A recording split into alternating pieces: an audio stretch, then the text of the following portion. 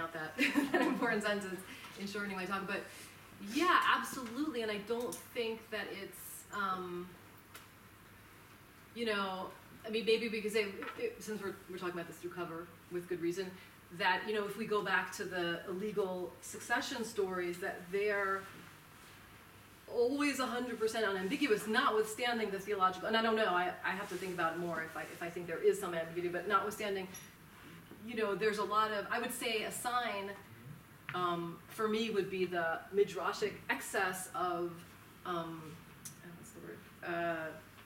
the excess, the energy put into deifying Jacob, you know, and then, you know, but if you certainly can read it where Esau's kind of a nice guy, trying to like be a good brother, and he just keeps, you know, whatever. He doesn't have a good brother himself. So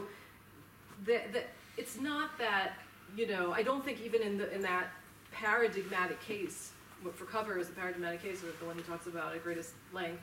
it means that it's, you know, sort of scrubbed clean of ambiguity of the. Now, I think, so another way that you can kind of develop what Cover's saying, because I mean sometimes he seems, you know, he uses a few different models when he's even talking about this, and to me sometimes it sounds, when I read the first part of Nomos, a narrative, that he's thinking out loud a little bit. So what I'm trying to do also is to look at the stories in Nedarim and Nazir, and the Tractate on Vows and the Tractate on Nazarites, and see what the relationship there is between, you know, so Queen Helena of Yabin, even though, you know, and that's, I brought that in here also because it's also a case,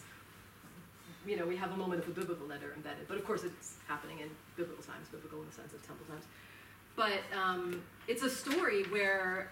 the story is brought completely just to support the, you know, and that's true consistently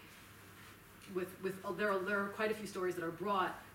to talk about Neder law, to vow laws, and they're brought in support. So that's another way, you know, Cover talks about this, the two different kind of nomoi, and again, he uses the Bible to set up things. He's talking about American law primarily, but he's using these biblical examples to set up some, you know, some axes for himself. And you have the Haidaic nomos versus the imperial nomos, and there, you know, that's another, I think another way to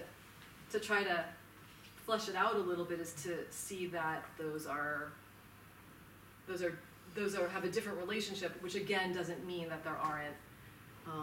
supportive interactions also, you know, in the biblical story narrative. Yes, Shauna.